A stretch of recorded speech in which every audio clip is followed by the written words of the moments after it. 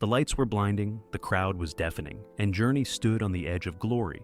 But in a single night, on one stage, everything nearly fell apart. What fans thought was just another epic performance was actually the moment the band almost broke for good. By the early 1980s, Journey wasn't just successful, they were everywhere. Their music dominated radio, their videos played endlessly on MTV, and their tours sold out the largest arenas in America and beyond. With the release of Escape in 1981, they achieved what most bands only dream about. Songs like Don't Stop Believin', Who's Crying Now, and Open Arms weren't just hits, they became part of the cultural fabric. Every high school dance, every late-night drive, every arena filled with lighters in the air seemed to have Journey playing in the background. Steve Perry, with his golden voice, was hailed as one of the greatest rock vocalists of his generation. Critics compared him to Freddie Mercury for his range and emotional delivery. To many fans, Perry wasn't just the frontman, he was Journey. His presence transformed the band from a respected rock act into global superstars.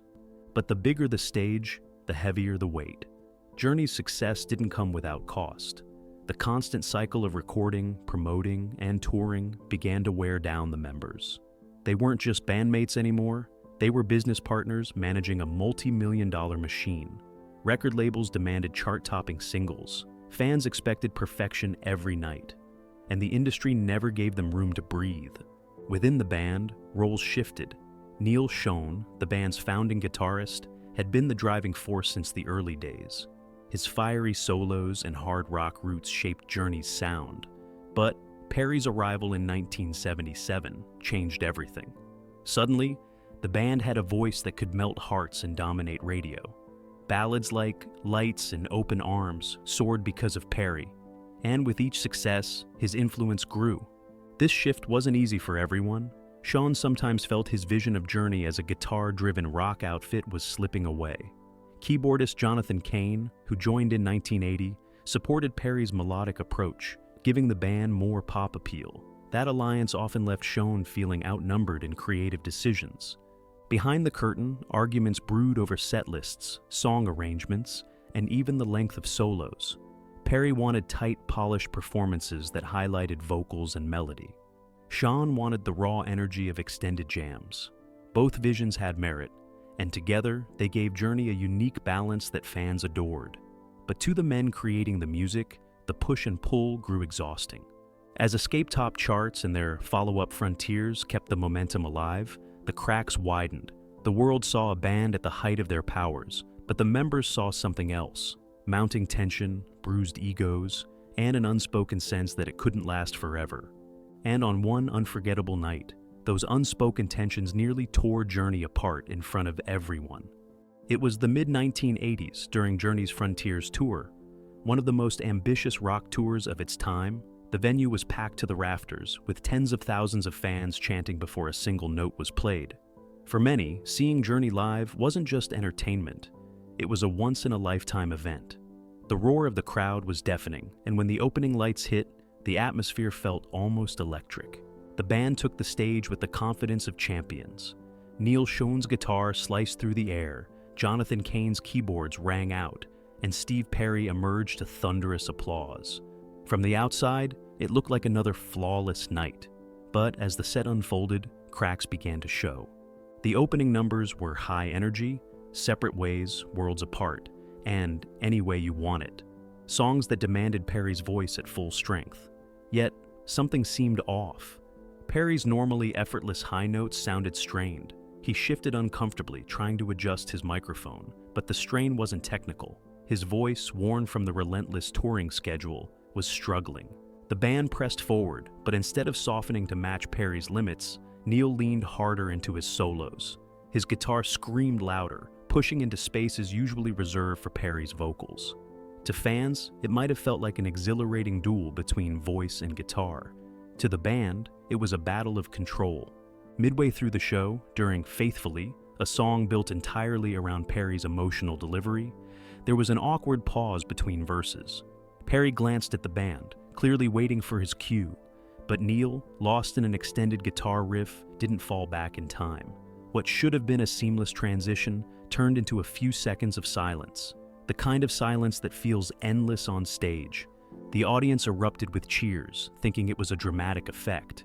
But insiders later revealed it was a complete breakdown of communication.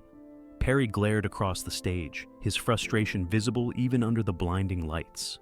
Kane tried to hold things steady with the keyboards, while bassist Ross Valerie and drummer Steve Smith kept rhythm like soldiers, refusing to break formation.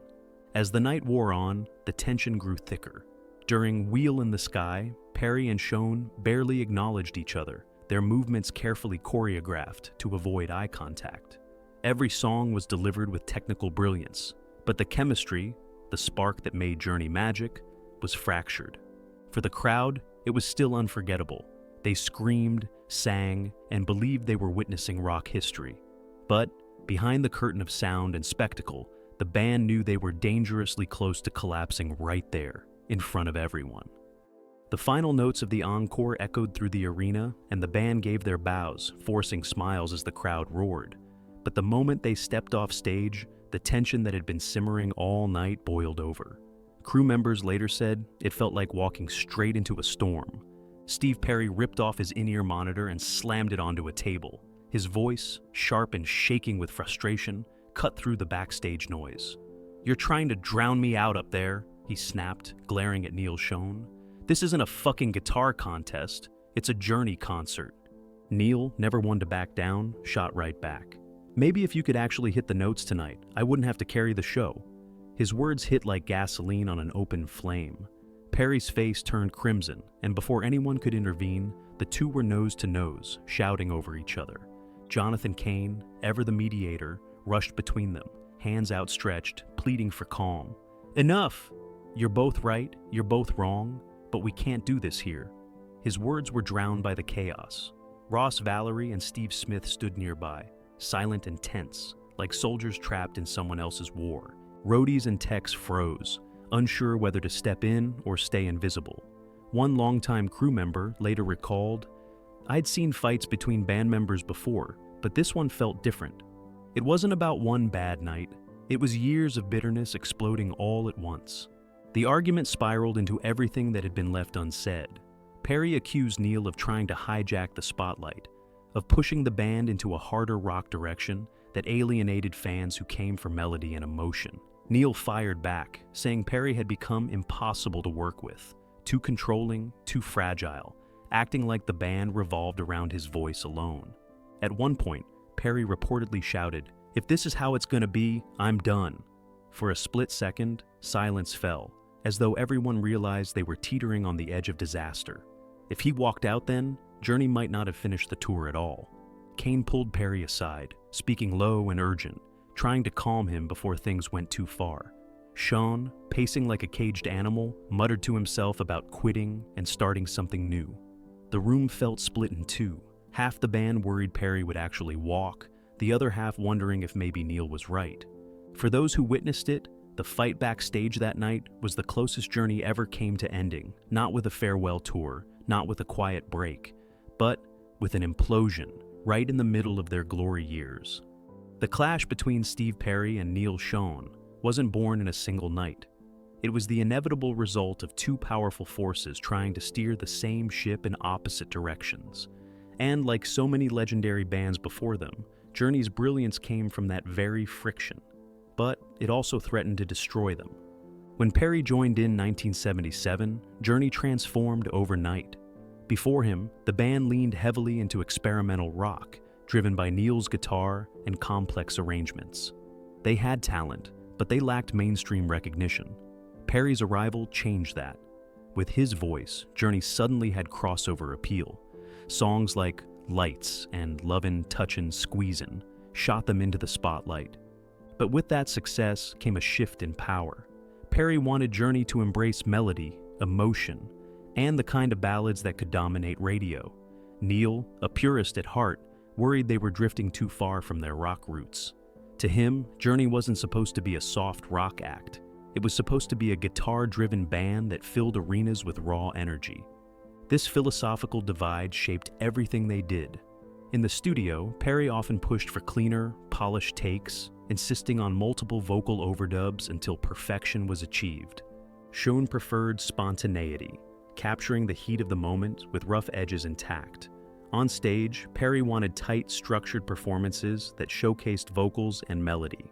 Sean wanted freedom to extend solos, to improvise, to feel the crowd and play off it. And that's why the night of their near collapse felt like the ultimate showdown. Perry, his voice under strain, wanted the band to hold back, to support him, so the performance stayed polished. Neil, frustrated and restless, pushed harder, as though to prove that Journey was more than just the Steve Perry show. The result wasn't just missed cues or awkward pauses. It was a visible battle for dominance. What made the rivalry even more combustible was their personalities. Perry was deeply sensitive, driven by emotion, and carried the weight of being the band's voice. Sean, fiery and bold, wasn't afraid of confrontation. They weren't just opposites musically. They were opposites in every sense.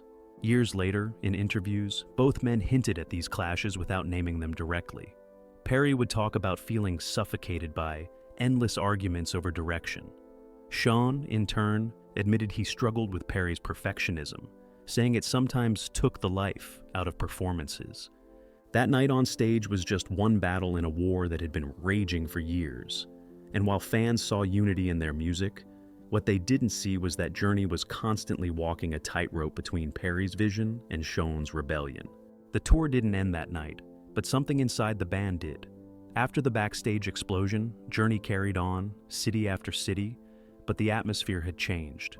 What had once been a brotherhood felt more like a fragile truce, a group of men tied together by contracts, obligations, and the expectations of millions of fans.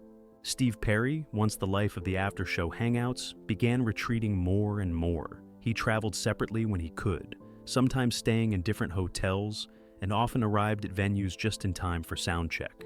Where he had once laughed with the band before hitting the stage, he now kept to himself, warming up his voice alone, emerging only when it was time to perform. For Neil Schon, the incident only deepened his frustration. He felt Perry's withdrawal wasn't just distance, it was a statement. Proof that Perry was no longer committed to the band as a whole. Sean doubled down on his playing, using guitar solos almost like weapons, a way to remind audiences and bandmates alike that Journey wasn't built on vocals alone. The rest of the band was caught in the crossfire. Jonathan Cain tried to balance the scales, quietly siding with Perry on creative issues, but still respecting Neil's drive. Ross Valerie and Steve Smith, the rhythm section, did their best to stay neutral, focusing on keeping the performances tight, even as the group around them splintered. Crew members noticed the change most. Where once there had been a sense of family on the road, meals shared, jokes exchanged, now there was tension in the air.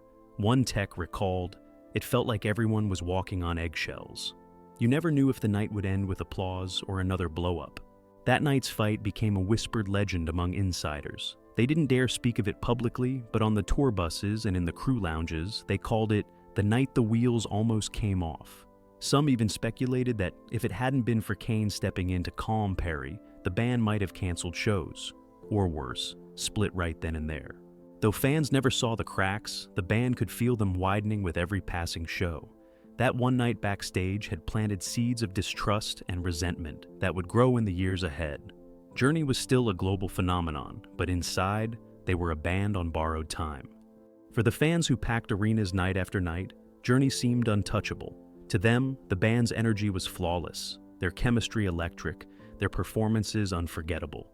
Even when cues were missed, or when silence fell longer than expected, the audience didn't see discord, they saw drama. What looked like tension to insiders was, to the fans, part of the spectacle. During that infamous show, the awkward pause in "Faithfully" was met with a deafening roar. Thousands of lighters went up, voices sang louder, and the moment was remembered as a dramatic flourish rather than a near breakdown. For those in the stands, it only added to the magic. That was Journey's curse and blessing.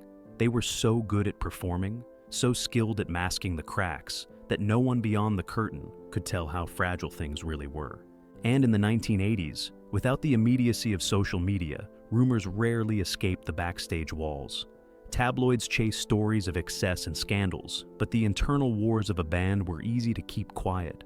Managers and publicists worked overtime to protect the brand, ensuring the headlines focused on sold-out shows, platinum records, and screaming fans.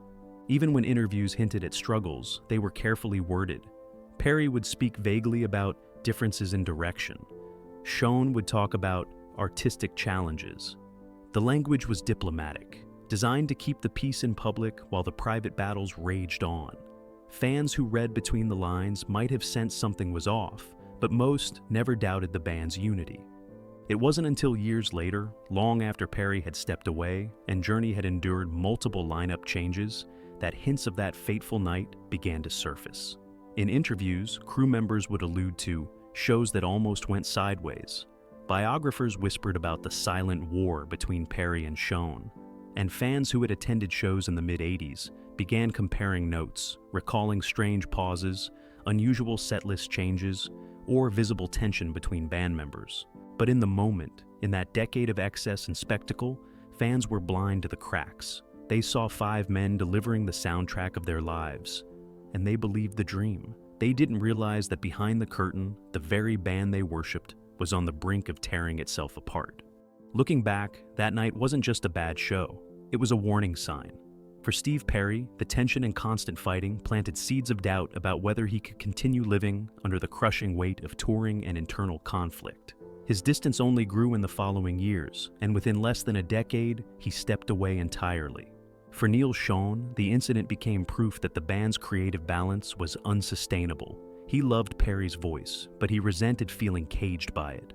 When Perry withdrew, Schon kept Journey alive, cycling through new singers, new directions, and new eras. But no matter how good the replacements were, the shadow of Perry loomed large. Industry insiders often point to that night as the moment the band's fate was sealed. Journey didn't implode immediately. They kept making hits, kept selling tickets, but the unity was gone, replaced by a silent fracture that widened year after year. Fans didn't know it then, but the band they adored had already crossed the point of no return. And yet, in a strange way, that night also cemented Journey's legend. It showed how fragile greatness can be, how, even at the top of the mountain, the view isn't always beautiful. It became a whispered story among roadies, a cautionary tale among musicians, and a mystery for fans who sensed something but never knew the full truth. If Journey had truly fallen apart on that stage, we might never have heard songs like "Be Good to Yourself" or "I'll Be Alright Without You." Instead, we got a few more years of brilliance before the inevitable split. That night remains one of rock's great what-ifs, the evening when Journey nearly ended in front of thousands, only to stagger on a little longer before fate caught up. That night, Journey nearly fell apart in front of thousands. The music survived, but the cracks never healed. Do you think Journey could have lasted without Steve Perry? Drop your thoughts below, and don't forget to subscribe to Backstage Melody, where legends, lyrics, and secrets collide.